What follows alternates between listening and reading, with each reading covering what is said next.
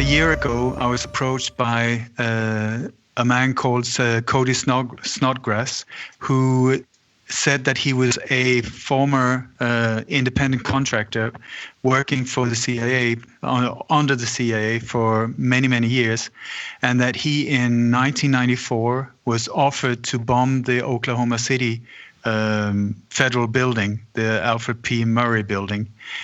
At that point of his career, he was totally burned out, and he was absolutely against doing something like that. So he turned down the offer. And at that point, instead of him being an asset for the CIA, he turned into a liability, a big risk for them. So they tried to do everything to get rid of him and stop him from speaking out. So he's been silent now for some 22 years. And now he has stepped forward with absolutely amazing information. So I'm very, very honored to be here on the show together with Cody. And I can just say that during the time that I've known him, everything he has said has been accurate, precise, and I can totally stand by his side when it comes to his sincerity and his honesty in this whole thing. So yeah, it's a great joy. And I also want the listeners to understand what he's actually doing. He is putting himself big time on the line, getting this information out there, because this is right in the belly of the beast. You cannot get more darker than this almost. It's very brave of him. Yeah. Cody. So let's bring him in. Cody, yeah. Cody, are you there? Hi, Ole, and hi, Irma. This is wonderful, and I'd like to say hi to all of our brothers and sisters in the Netherlands from the United States here, and it's a wonderful opportunity. I have nothing but deep respect for Ole. He's been a researcher and a speaker in this field for so long, and our goal here is to join together with people like you, Irma, and people like Ole and the various researchers scattered around the globe to try to shine light and truth on all of this shadow government stuff that's, ruining our lives. Yeah, really. You're very brave. I really want to thank you from out of my heart that you come forward. So if you want to tell your story, go ahead. Okay, well, I have college degrees in mathematics and physics, and when I was in high school, I took a college entrance test, the SAT test here in America, and scored in the top 1% in the United States in physics. And so in 1975, CIA recruiter came to recruit me, and I turned down the job. I said I didn't want to work for the government. Instead, I wanted to work for myself, and I began working with some Vietnam veterans that came back from the war in Vietnam, who had also worked covertly for CIA there, and they began to train me. And over the years, I studied martial arts for 20 years and went to Japan and studied a little bit. So I learned a lot of things, and we were involved in many operations during that time. And I went to work on my Master of Science degree in physics and got to fly the Space Shuttle simulator down at NASA on a field trip there, and then began working in Tulsa, Oklahoma, as a petroleum and research geophysicist for Amoco Production Company. And that was my cover. That was my civilian cover for all the things that we were doing. And we were involved in operations in Arkansas where then Governor Bill Clinton and Hillary Clinton were there.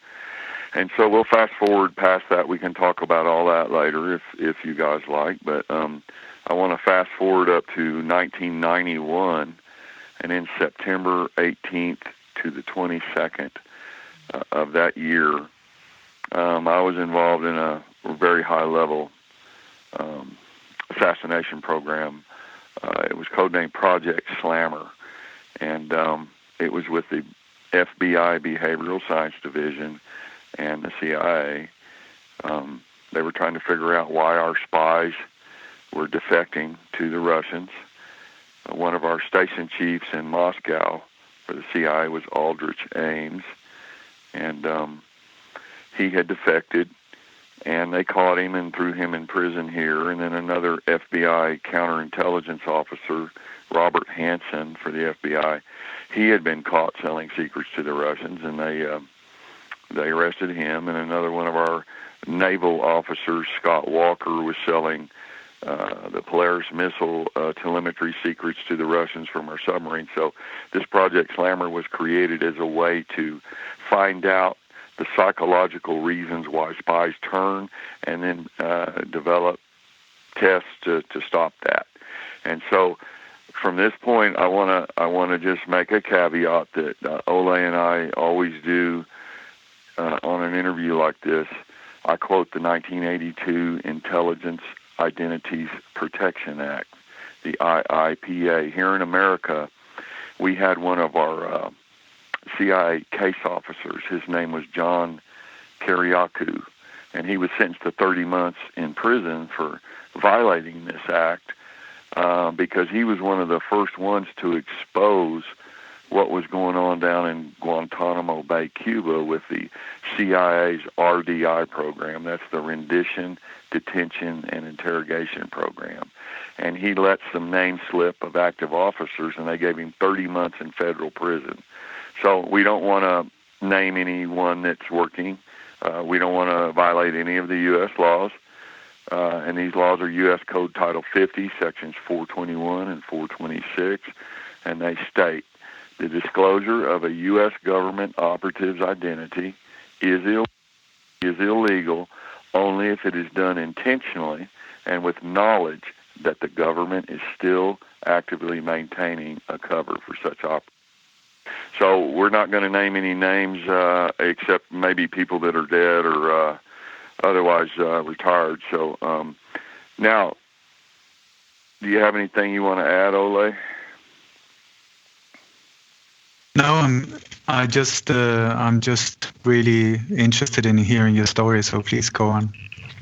Okay, so we were in 1991, and Project Slammer occurred, and I had died in that program and had to be shocked back. My heart stopped, and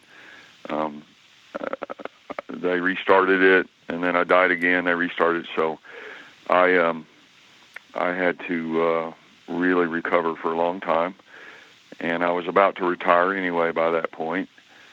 And then in October of 1994, I was called by another contractor, and his name is Harold Leonard. He is deceased now, so I can use his name. And he called me. We went out to a remote area, and we're always very aware about surveillance and being recorded. So we got up under the canopies and the trees, and he offered me the job. So are y'all still hearing this connection here? Yeah. Okay. We're listening. Anyway, yeah. Okay, so Harold had a purple and black backpack with $500,000 in U.S. currency. And he said, we have a job for you. And I said, well, what country are we going to? Saudi Arabia, where are we going? And he said, no, it's here in the States. And I said, well, what kind of job is it? And he said, it's an EOD job. That's an explosives and demolitions job. And I said, oh, well, what's the target? And he said, it's a building. It's a federal building. And I said, what? I said, which one? And he said, it's the Alfred P. Murrah Federal Building in Oklahoma City. And this was 6 months before anyone ever heard about Tim McVeigh or anything. And he said, we'll give you $500,000 now and $500,000 when the job's done, and you can have your standard team, whatever you need to get it done. And I just literally blew up on him. There's no pun intended. But anyway, I told him, I said, there's no way I'm going to do that. I said, these are our own American people. I don't mind going overseas and doing some stuff with terrorists or something like that, but I will not do this. I said, you guys CIA has went too far, and there's no way I'm going to do this. So at that point, I became a trusted asset, turned from a trusted asset to a liability. And so several months went by, and then in April 19th of 1995, the Alfred P. Murrah Federal Building was detonated. And at that time, it killed 168 people. There were about 680 people injured. It damaged 324 buildings over a 16-block radius. It burned or destroyed 86 cars, and it shattered glass in about a little less than 260 buildings. My goodness. And the total damage, the total damage with the cleanup and everything was $652 million U.S. So it was a pretty big bombing. And the reasons why this was ordered, this will be discussed later, but it's quite an amazing story, and a lot of people haven't heard it. So, Can I ask you, Cody, after you said no to this job, did you think that they were still going to go through with it? And were you expecting that it was going to happen? And if so, how did you feel when you suddenly saw it on the news? Yeah, when I turned that job down, I told him, I said, I'd had a lot of broken bones and nerve damage. I died in the hospital. I had severe PTSD, that's post-traumatic stress disorder, for sure, from all the things we did. And when we got back from an operation in the States, I was drinking. I began to drink heavily to cover I was having bad dreams and waking up kicking and screaming and stuff. And my soul was being crushed. You got a spiritual awakening, of course. Yes, it was a spiritual awakening. When I died in the hospital in Project Slammer, I had a near-death experience and so forth, and we can talk about that later. But, so I was at the end of my rope. I'd seen too much ugliness, and I couldn't take it anymore. And if I had done this evil act, I would have lost my soul. Yeah. And so when I heard about it, I thought they were going to come kill me to shut me up because I knew about it. Mm-hmm. And right after the bombing, one of my handlers, he called me. He was his name is Duke Flaglier. He's deceased now. He was a special forces soldier in Vietnam and did 2 tours there. And when he got out, he accepted civilian recruitment with the CIA. And he'd been over in Europe and around, mostly in Europe, doing his operations there. But he had come back to the States at that time. And he called me and he said, Cody, you need to leave the country. And I said, what? And I said, why? I said, I'm not going to say anything. Nobody knows. And he says, you don't understand. He says, you know way, way too much. And when you turn that job down, you turn from an asset to a liability. And he says, you need to get out of the country. And I've got some keys I can get you. I have a place down in Belize in Central America. And you go stay down there right now. You stay there, and I'll come down and meet you, and then we're going to move you somewhere. And I told him, no, I'm not leaving. I'm not going to say anything. I didn't do anything. I haven't done anything illegal regarding this job. And so what I did was I had some false identities, false passports. We had disguised kits, fake driver's license, and so forth. That's called tradecraft. And so I went deep black and disappeared and showed up at some associates' houses down in Oklahoma. I had previously been a petroleum geophysicist in Tulsa, Oklahoma, which is about, 80 or 100 miles to Oklahoma City. And we had we had a network of safe houses there from our operations over in Arkansas, which were codenamed Centaur Rose, Jade Bridge, and Screwworm. And they dealt with arming the Nicaraguans down there in the regional conflict that was occurring at the time between the Sandinistas with Daniel Ortega as president. He was the communist leader, communist president there. I had some friends that, had dinner with him at his house. And then the U.S. was supporting the Contras against them. So we were involved in all that. But if you fast forward now, we are in April 19th, 1995. The Murrah building had just been bombed. I'd been warned by my CI handler to leave the country. Instead of leaving the country, I went black. I went covert and went to safe houses and stayed a while. And then I did leave in the U.S. for a little bit, and then I came back.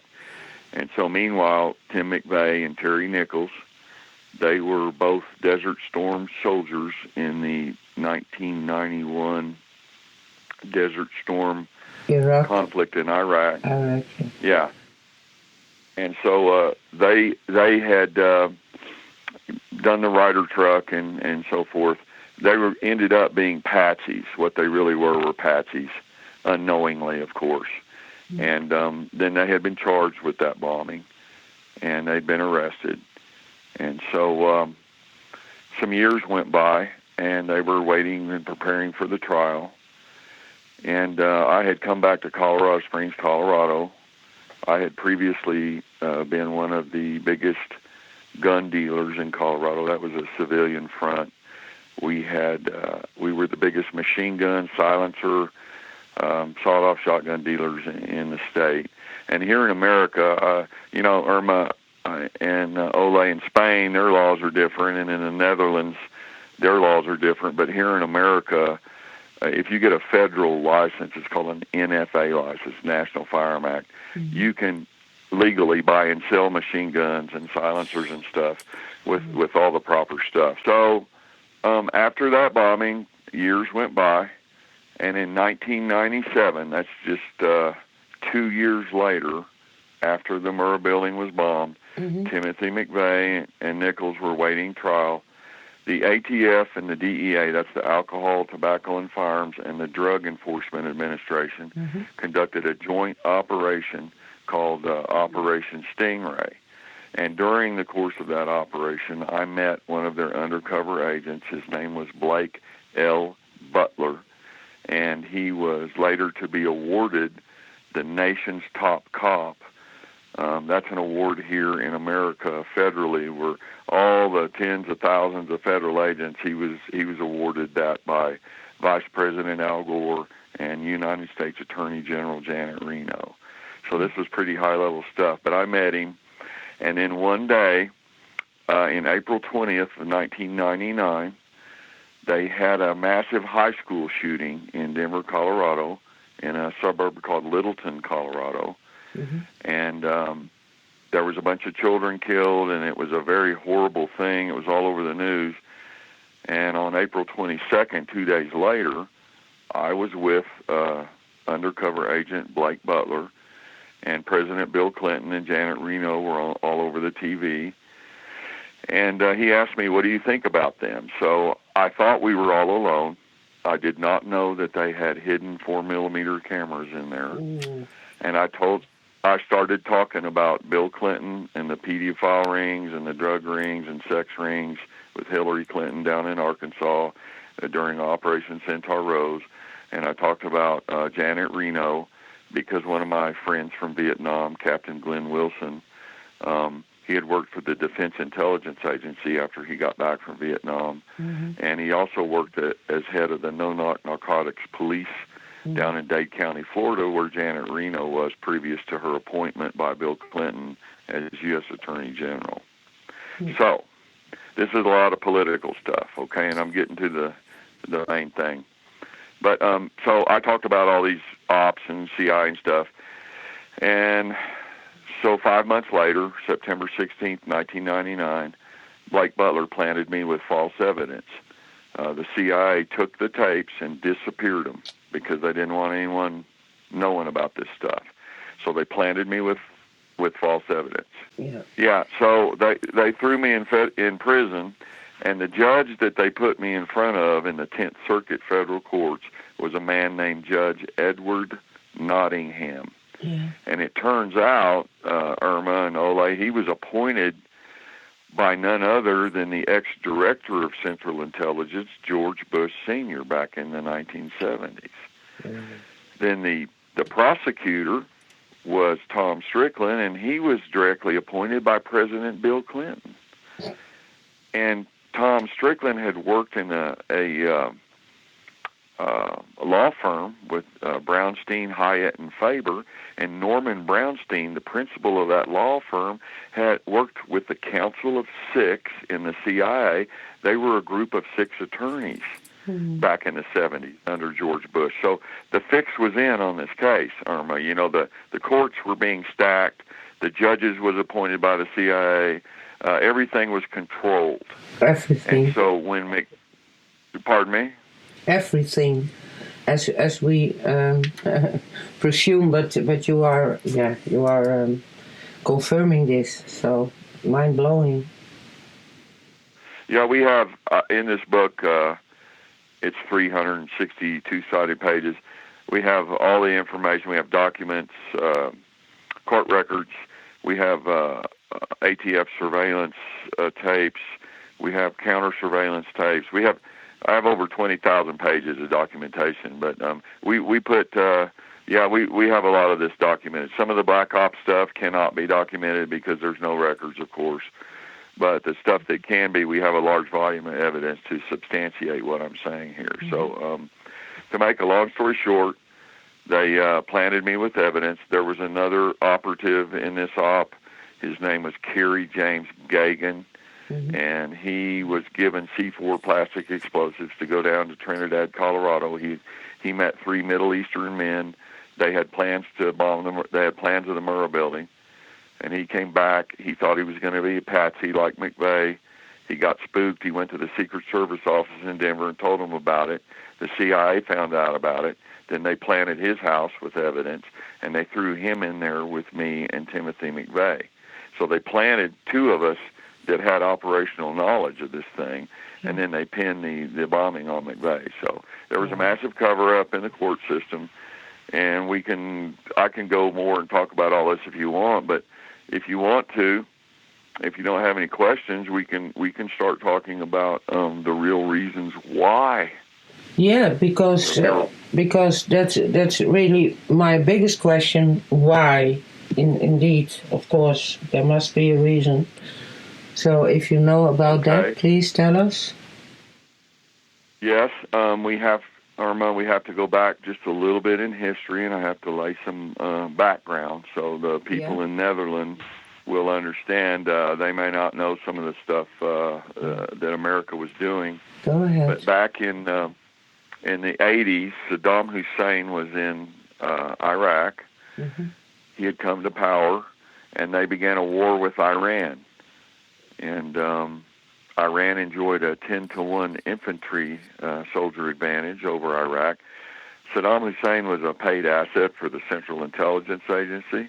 He was working for us, and he was more or less our ally. What? Yeah. Okay. Yeah. Okay, go on. And so that's why Donald Rumsfeld, who was the Secretary of Defense here in the United States at the time, he flew over to Baghdad and met him. We were providing Saddam with satellite intelligence, and also we were covertly arming him. And one of the things we gave him was a weaponized strain of anthrax. It's called the Ames strain of anthrax. It was made at Fort Detrick, Maryland. It has a small spore size and a altered protein coat so that it's weaponized. It will infect people easier. And we gave him that to overcome. In case Iran invaded, they were going to use that stuff. And so what happened was Saddam Hussein finished the war with Iran, and he still kept all of these biological agents. And then he invaded Kuwait. And the Saudis were afraid he would come into their country, so they put pressure on George Bush and our government over here.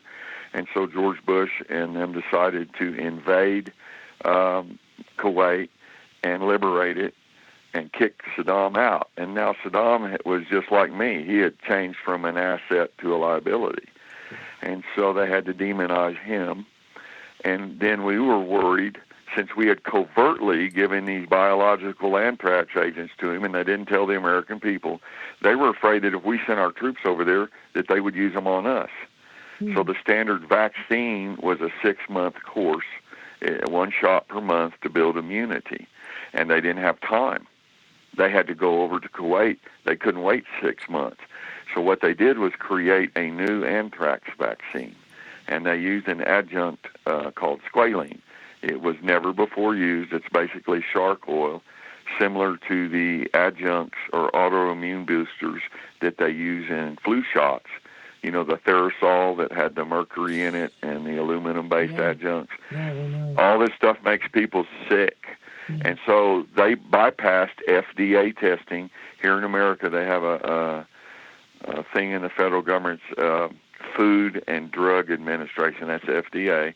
And under law, when you come up with a new vaccine, you're required to test it.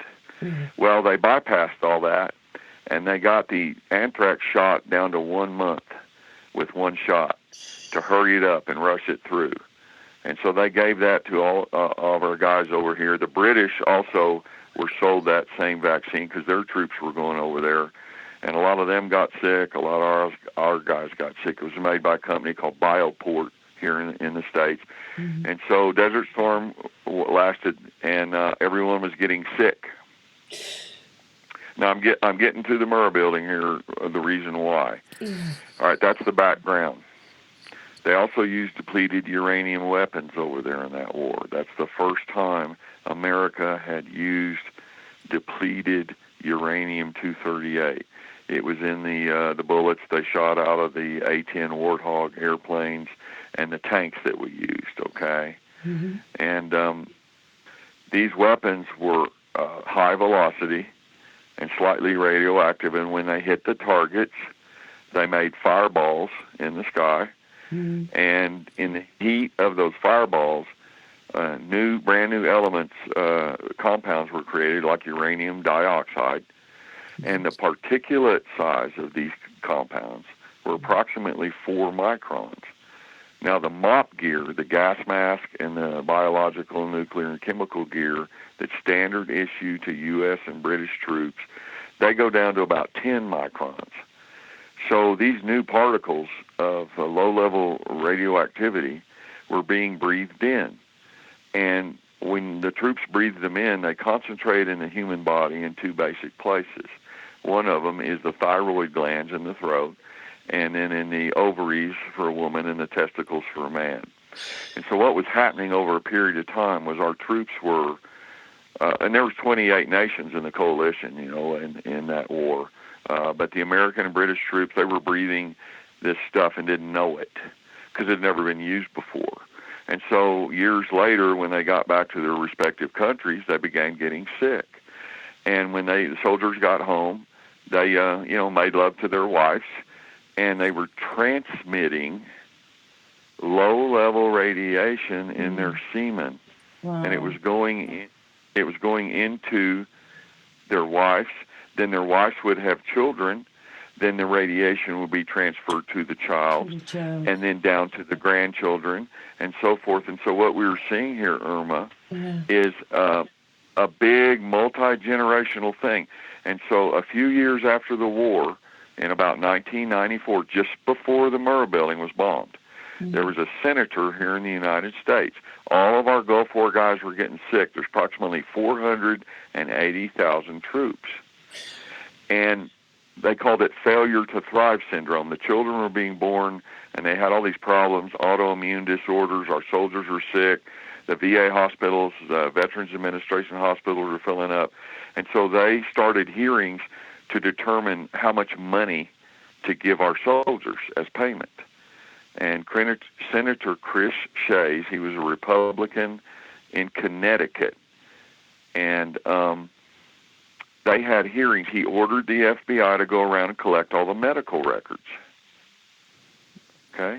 But it is done on purpose. Does it something to do with depopulation? What's this about? What did they try to reach? Well, let me just finish this one little thing, and then we'll get to that. They were having hearings scheduled, and this could turn into hundreds and hundreds of billions of dollars of medical costs, all the way down from son to grandson. They did not know how many generations this radiation would be genetically transferred. And so they went to collect all the records, and guess where the records were stored?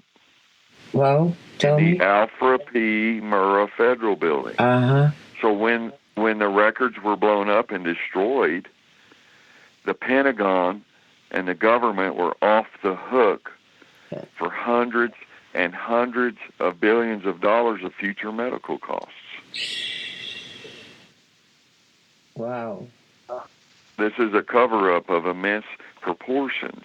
And so later on, after the Murrah building was bombed in April 19th, 1995, then in September the 19th of 1996, we had congressional hearings on the Gulf War syndrome, and the Department of Defense at those hearings admitted that over 400,000 Gulf War syndrome medical records had, quote, disappeared.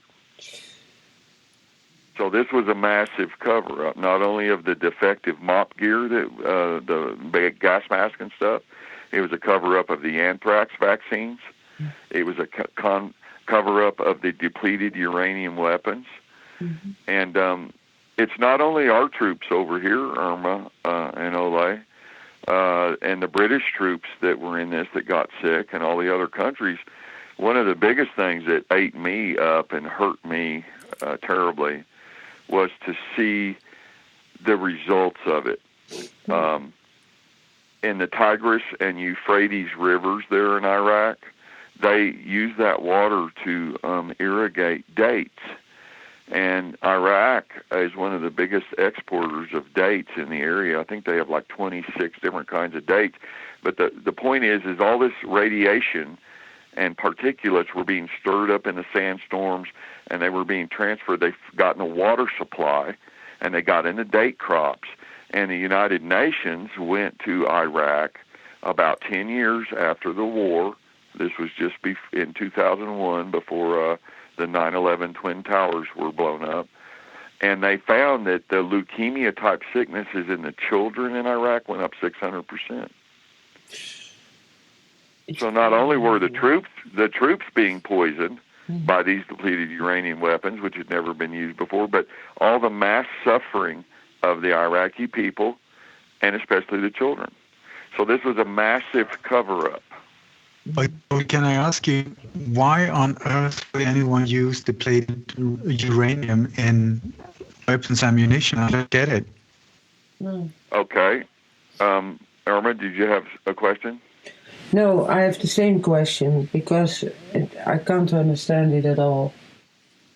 Okay, well, they had begun testing depleted uranium at, I believe it was Dugway Proving Grounds earlier, and then in 1991, they decided to use it. And I know pilots here that flew the A-10 Warthog. They were called our tank busters. And Saddam Hussein had thousands of the Soviet T-54 tanks. And these depleted uranium weapons were found to be very effective at penetrating armor.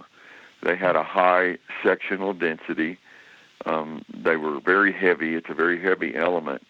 And in our M1A1 Abrams tanks in America, the standard battle tank, they shoot sabot rounds, they call them, out of the barrel. And these rounds have about an 8 or 9 inch tube of depleted uranium on the inside of them. And so they come out of the barrel at approximately 5,200 feet per second. I'm using our English system we use in America. I don't know the kilogram and stuff for your countries, but it's 5,200 feet per second. It's very high kinetic energy. When they go through the barrel, they actually catch on fire. So you're sending a fiery, very dense, slightly radioactive projectile, and it had enough energy to take a Soviet T-54 tank. The turrets weigh about 11 tons, and it would hit it and blow the turret up like a tumbleweed up in the air. So these weapons, the reason they were used is because they are extremely effective at penetrating armor and taking out tanks and forward artillery units with the big big guns and big cannons. Mm-hmm.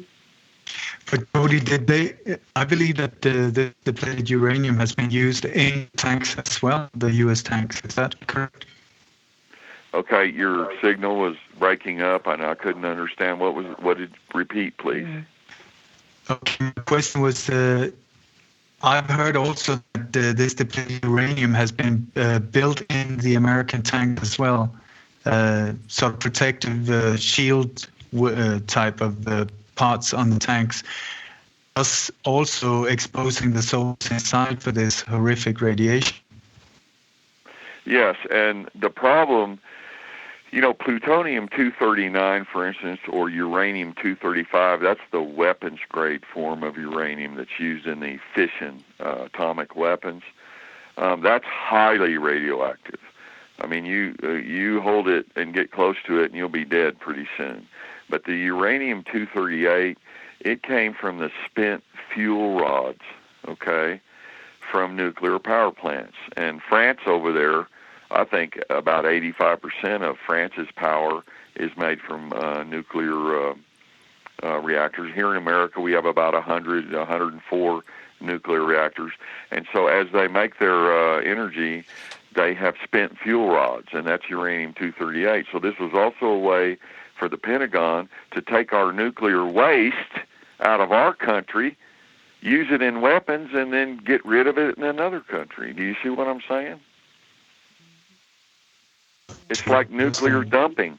No one wants to dump it around here, so they just put it in weapons and go dump it in Iraq. And the Iraqi people have been suffering horribly. So this is a big picture. Yeah. And the reason why the Murrah building was bombed, that's one of the reasons. There's another reason, which has to do with the destruction of records. And that it was a cover-up for Bill and Hillary Clinton over in Arkansas. They'd been conducting covert operations with the CIA, providing cover for them. And there was a bunch of records of law enforcement that had occurred over the years. People were snooping around and getting wind that something big was happening. And those records were transferred from the Little Rock, Arkansas FBI office over to the Murrah building shortly before it was blown up. And one of the Tulsa police detectives, where I worked in Tulsa, his name is Craig Roberts, and an FBI agent from Little Rock, Arkansas, under the condition of anonymity, called him and told him, so, hey, they just moved all these records on the Clintons over there to the Murrah building. Then it blew up. So the law enforcement records necessary to impeach or prosecute the Clintons were also destroyed. And the Whitewater investigation with the Clintons began here in this country in July 26th of 1994, and then a few months later, the Murrah building blows up. So it's a high-level cover-up. Yeah. But, yeah, sorry. Ole, go ahead. No, and also one thing that I think is really important is that once the first bombs had gone off, people were coming, trying to rescue wounded and injured people in all the wreckage after the building. Suddenly, they started screaming out, "Their secondary bombs have been found. Please get out of the area. You have to leave. You have to leave." So everybody was leaving, also leaving behind all of these poor victims that were there crying for help and so on. And then when the whole area was cleared, in came some vans. People in blue uniforms, overalls, jumped out of these vans, went straight into this wreckage of a building, and they knew exactly what they were looking for, went in and came out with big file cabinets with documents and papers, all connected to the Clintons. Then got it into the vans, left the area, and then people were allowed back in to try and rescue the survivors. I mean, it really stinks, Yeah, it was a massive cover-up, and they knew that building, when it blew up, was going to, of course, be all over the news. I mean, if you're going to conduct a covert operation to destroy records in a building by destroying the building, mm-hmm. then you're going to have a cover-up for it. You're going to have Apache. Yeah. a reason. Yeah. And so what they told the American people here was, that Tim McVeigh and Terry Nichols, they were the lone bombers, and they drove a Ryder truck full of ammonium nitrate and diesel in front of the Murrah building at about 9:03 a.m., April 19th, 95, and they detonated and destroyed the building. That was the cover for the explosives and stuff that had already been planted in there. And as Ole said, 2 of the bombs didn't go off. So now they had a big major blowback problem. They had to cover up all this stuff. And so this all turned into a big fiasco, and it was a mess. And a lot of people had to be murdered that were witnesses that saw all of it. One of them was Randy Yeeke. He was an Oklahoma City police officer who was giving a traffic ticket down on Northwest 5th Street in downtown Oklahoma City at the time the Murrah building blew up. And he went running. He'd been an MP in the military. He went running down to rescue people, and he rescued 4 people who had been cut severely by the glass and were bleeding profusely. And he won the Oklahoma City Police Department's award for valor, meritorious conduct for saving people's lives. Then he went to the daycare center to rescue children, and he found an unexploded bomb there. So he began his own investigation, and they tried to hush him up. The Oklahoma City Police Department put a lot of pressure on him because the FBI, the Federal Bureau of Investigation, had caught some of the Oklahoma City police officers dealing drugs. And so they told him, if you'll help us cover this investigation up, we won't blow the whistle on the drug dealing. Mm-hmm. And so there was corruption. There's massive layers of corruption here. And then later, Randy Yeeke collected 9 boxes of files, and he got afraid for his life. He was found murdered later, to make a long story short. He was found murdered and shot in the head. His partner had made copies of the files. Dr. Don Chumley was his name. Mm-hmm. And they all got afraid, and Chumley put the records in a private plane. It was a single-engine plane, and he was flying out to hide them somewhere, and his plane crashed. Oh, yeah, and then Tanya Yeeke, who was Randy's wife, they had put a copy of the records down at a bank building in a safe deposit box. When she found out that his friend, Dr. Chumley, the plane crashed, and her husband, Randy Yeeke, had been found shot, and he was cut up, he was tortured, she went down to get the records, scared to death. And when she got there to the bank to get them, they told her that the FBI had just been there and confiscated the records under national security. So this is how they covered up all the witnesses and the people. In the book, there's a whole chapter naming there were dozens and dozens of people outright murdered just to shut them up. Mm-hmm. And so this was a example of a false flag event that occurred domestically here in the United States. But Irma, the reason we're Ole and I are investigating these things, this is a pattern. See, yeah. Like that Sheffield bombing in England, and some of those terrorist bombings in the Middle East, yeah. and Ole knows a lot more about all this than me. But these same patterns occur throughout any country, and a lot of times the same shadow government operators. Yeah. Just pick up and move from one country to the next, and we're trying to shine light on it so that the civilian population will understand that a lot of these bombings are not what the news and the media propaganda say. They're actually shadow government covert operations. For sure, yeah, we know. And a lot of people knows too, so that's the positive part of it. But yeah, this is mind-blowing information. And what did make you to come forward? Because you are in danger, I guess. Still, you are in danger. Yes. Well, when I was a black operator, mm-hmm. I would my base pay was about $20,000 a month U.S. We had some jobs for bodyguarding, like over in Saudi Arabia, the royal family. Mm-hmm. Well, we had one job offered over there for $50,000 U.S. a month for 6-month lock-ins, and I did it for the money because I was greedy and I wanted money, and I was making a lot more money than I ever could as a geophysicist at Amoco in the oil business.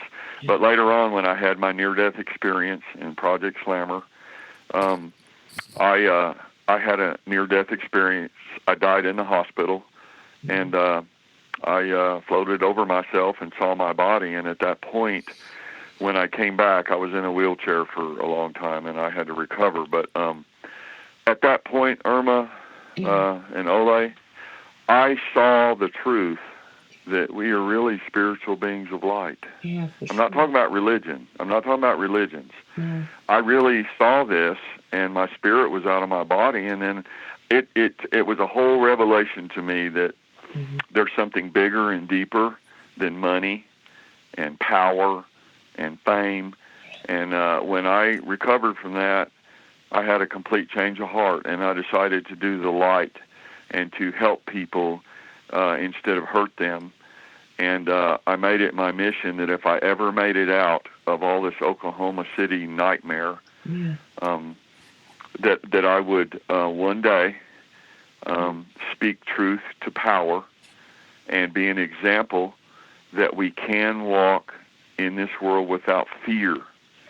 Because so many people, Irma, and there's probably guys in the Netherlands and in Spain where Ole is, and different countries that have conducted operations, and they're carrying these secrets around in their hearts, and we're asking them to stand up now to get the truth out so that we can stop all this evil. Yeah, for sure. And it's you are talking about inner knowledge, higher inner knowledge, and you woke up, and it's very, very important that people like you are trying to wake up other people, because the only thing we can manage and save this world is from below, from out of the people. So it's very important you are doing this, and I really love you because of that. You talked about a book. Can we order the book? Is it published? We have 3 different publishers right now that are looking at that. I could not do this the way normal people do, Irma. In other words, if someone writes a book, they normally go to a publisher, and then they get it out in the open, and then they do the interviews. If I had taken a book like this and tried to go to a publisher, the CIA would have found out about it and shut it down. So what we're doing with Ole's help and other people here in America is we're getting the interviews and stuff out first, and then what we have with this book right now is CD edit copies, and we have a number of them if people want to get some. We spread them out all over. I have dead man switches, so to speak. We have copies of all the tapes, all the evidence, the book, everything. It's in multiple countries. In case anything happens to me, this stuff will be out no matter what. What we can do, we do have a CD edit copy, and if people want to order that, they can contact me right now through my email address. But our computers were just hacked last week. We had a bad virus. We were fixing to do an interview with Ole, and then the computer completely shut down, and it's been ruined, so we've got new ones coming. But the shadow government was trying to shut this thing down, so we do have some copies of this if people are interested. Okay. We can arrange that in the video afterwards, so we would like to have this information. Ole, are you still there? I am indeed. Could I ask you a question, Cody?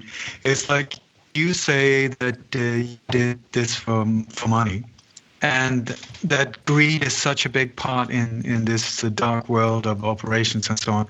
At the same time, as Black Op, you would need to have a very low profile where you could not use this money. So I don't get it really. What is what is the point of having loads and loads of money if you can't use it? Do you save it for a rainy day when you get retired, or what is it all about? No, well, your premise is not correct. The question's not, it's not correct. You can use the money. A lot of times we would be paid in one country, like in South Africa, we got paid in cougar ranch, and down in South America, we got paid in cocaine, and over in Vietnam, Ho Chi Minh City, we got paid in Soviet arms. Sometimes we were paid in dollars or diamonds, anything of value. But if you do an op in one country and you get the money there, that doesn't mean you can't go to another country and spend it. All you have to do is change your identity and find a way to transfer the wealth in some way. And there's a lot of ways that you can wash money through the banks. And so your premise is if you make a bunch of money, you can't spend it. That's not true. You can make it and you can spend it, but you just have to be very, very careful on how you launder the money and how you wash the money so there's no ties back to the original covert and black operations that you were conducting. Mm-hmm. So were you living a life of luxury but sort of undercover? Yeah, I mean, I had Cadillac limousines and Mercedeses and fancy cars and all kinds of stuff, but we had to keep it all hidden and keep it in not my name, and we had to change identities. And so, yeah, I had a lifestyle like that, and it was amazing. My girlfriend here that's with me right now, she had dinner with Pablo Escobar down there in the big drug lord, the Colombian drug lord. She used to work for them, that cartel, and she survived barely. But, we operated at a real high level, and some of the operations were domestic, like the Murrah building here in America. Some of them are overseas. Some of them I'm not going to talk about, period. They're not the subject of this thing, and a lot of the guys that were there are dead. So we did make a lot of money at certain points, but we had to be careful in which country where we put it, how we deposited it, and how we washed it through banks and what we did. But I was a fairly low-level player. I was just an asset. Some of the other case officers and people in CIA, they would be conducting a sanctioned CIA op in a country, and they would be doing whatever that op required, but on the side, they do business on the side, see? And so they were salting away things for themselves privately. And this is quite common. The KGB agents do it. The Israeli Mossad agents, MI6, British intelligence, everyone makes a little money on the side, okay? Yeah, but for you it's already knowledge, but for people who are listening, it's mind blowing and mind boggling because they won't believe it. Normal. Well, I don't care what they believe. I'm just speaking the truth. I know. In a black op, you make sure there's no records, no photographic intelligence, no SIGINT, we call it, signal intelligence. There's no witnesses, no fingerprints. That's a black op. A black op is something that occurs and nobody knows about it except the people that conducted it. So sure. we were real good at that. And the CIA and KGB, they call it sanitizing. When you conduct an operation, then you clean up around it so that there's no telltale traces. And this is what the game is. That's what you do, and you get paid by your principals, for conducting them. One of the bodyguard ops we were offered was in Saudi Arabia, $50,000 a month, and our job was to bodyguard some of the royal families and sheiks' nephews and children and stuff, because they were always constantly worried in the Middle East about them getting kidnapped and being held for ransom. Mm-hmm. And so $50,000 wasn't near enough money for me to go take that job. I turned it down because you can get killed very, very easily in those things. And the money, what we do is a risk assessment and a threat assessment. Mm-hmm. When you're offered some kind of job, you have to look at how much money and what area it's in and how much risk is going to be involved. You could pay me $20 million on some jobs, and the risk is just simply too high. I mean, what good is money if you're a dead man? Yeah, nothing. I'm not sure if Ole has a question left for this moment. No. Your connection is very poor, Ole. Yeah, I know. So I don't have a question. Shall we close off for now and perhaps talk later another time, because I'm really sure there will be some more questions afterwards. And I really would like to know more about the book, because we can try to bring that forward also. Yeah, the name of this book is Choosing the Light. Choosing the Light, okay. Choosing the Light, Dark Secrets of the Oklahoma City Bombing. Yeah, my email address to contact to get an edit copy. My email address is Cody Golden Elk, E-L-K. E-L-K, okay. At yahoo.com. Yahoo.com. And that's my Indian name. I'm part Cherokee Indian and part white. So Cody Golden Elk's my Indian name. And if anyone emails me there, we can arrange to get a CD copy to them somehow. International shipping, though, will be a little bit more, so we'll work all that out. But I just wanted to thank you and thank Ole for this opportunity to expose some of this stuff. We're doing it in the highest and best intention to awake people up to some of the things that are going on in the shadows. We're trying to shine some light on some of these covert activities, and the world is not the way we're told. I don't know how the media is in Netherlands, Irma, but over here in America, there's a lot of propaganda. Yeah. And the people are good people, a lot of them, but they're being lied to terribly by their government. It's the same here. That's why I'm working for 10 years now, day and night, to get the real truth out. So it's horrible here also, unfortunately. Yeah, and we live under a lot of fear here too, because our government, the American government's one of the most powerful in the world.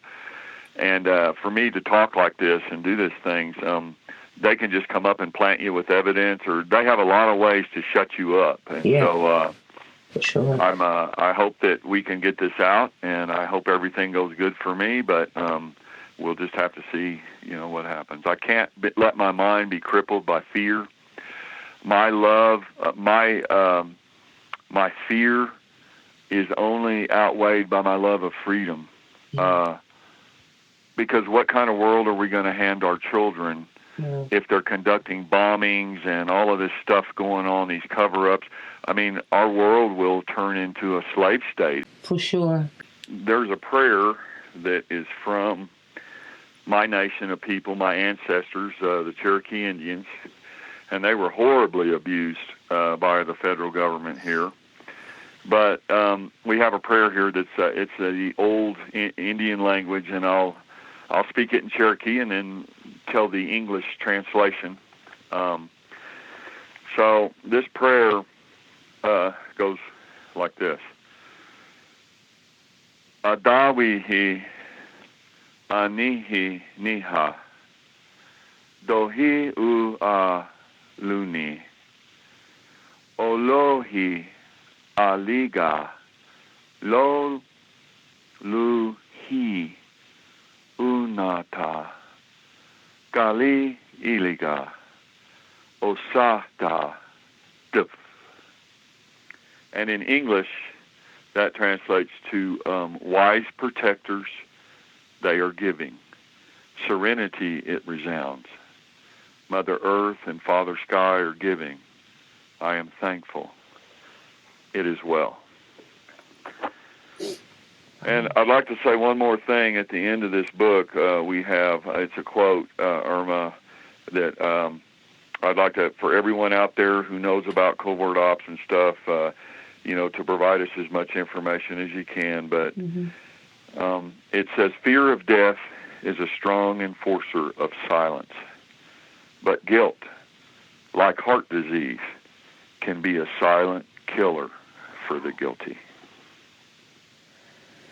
That's a real truth. Yeah, for sure. Well, I had to, when they bombed the Murrah building, and I knew I turned it down, I was afraid they were going to kill me. I'm very lucky to be alive here to talk like this, but I believe it's the grace of higher spiritual forces that I stayed alive. I died twice in the hospital. I feel like this is my mission, and I feel like Ole and you, Irma, and the other truth seekers, that we're all now part of a bigger plan, yes, for sure. And we're all drawn together now in this. My life is not as important. The Murrah building is not as important. All these, what is important is that we all rise together in the light of truth, and we try to understand these crazy events in our world and who's pulling the strings and who's ruining our lives. No matter what country you're in, these things are happening all around the world. Yeah, it's you are completely right. It's absolutely truth. We need to know the truth. We need to know who we are. We need to know we are spiritual and multidimensional beings. And yeah, I can't thank you enough for this moment, Cody. It's really amazing.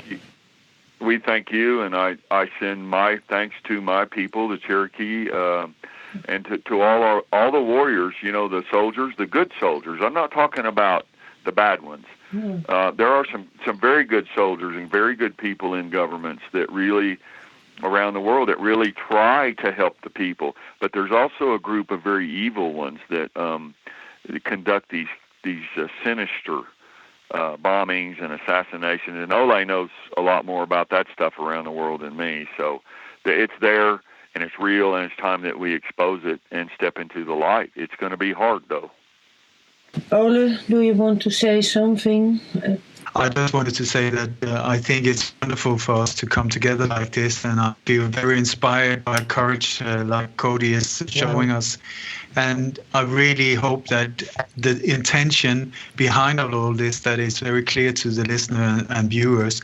We're here to lift the world, transcend this in a totally non-violent but absolute fearless exposure of these dark forces. And the thing is that they are so weak, they can only function in the dark. So if we aim the light of truth at them, they just stop. They cannot function because it's called black ops, covert operations. It's just because they're like cockroaches in the dark. You switch on the light and they cannot keep on functioning. So that is our task, and keep the intention pure and clean, without hatred, without anger if possible, and just stop it. Enough is enough. Turn on the light. Turn on the light. And I love that Cody has chosen that title for the book, Using the Light. And my website is Light on Conspiracies. It's all about light, even though we discuss all of these horrific events. Yeah, sure. Yeah, so Irma, light is light, and darkness is merely the absence of it. For sure. And we can make it disappear by turning on the light. So let's go through this and let's make a better world, please, together. Yeah, and Irma, if you want to translate that into your language or any other languages, you have my permission to do so. I have not signed any deals yet with the publishers. My idea is to try to get truth out. And if you provide me an address on my email, I will mail you one. I mailed Ole one. He's had a copy for a long time. Yeah. And, so you're welcome to do that. If I sign a publishing deal here in America, then they're going to restrict me from doing this. But another problem is the CIA has a lot of front companies in the publishing business. And if I sign a movie deal or a book publishing deal, a lot of times they'll give you a big check and they buy the rights to the material all so they can bury it and suppress it. For sure. Yeah. Yeah, that's what's happening all the time. So that's not what I want. My concern is truth and light over money. I'm like anyone else. I like money and I need money. Yeah. Ole spent a lot of time and money over the years. We all need some money, but there's a difference between having money to live on and being greedy. For sure. A big difference. If anything happens to me, or I have a strange car accident or something, then this book is out. Yeah, we know, but we do not hope so. Please, you are on a mission, and we have some protection. I'm sure of that. Yeah. Yeah. So. Thank you very much, the both of you. And thank you. My absolute pleasure as well. Yeah. I'm sure we talk again. We talk again. Okay. Yeah. Yeah, that sounds good because we have a whole lot more information. We just scratched it's the tip of the iceberg we covered today.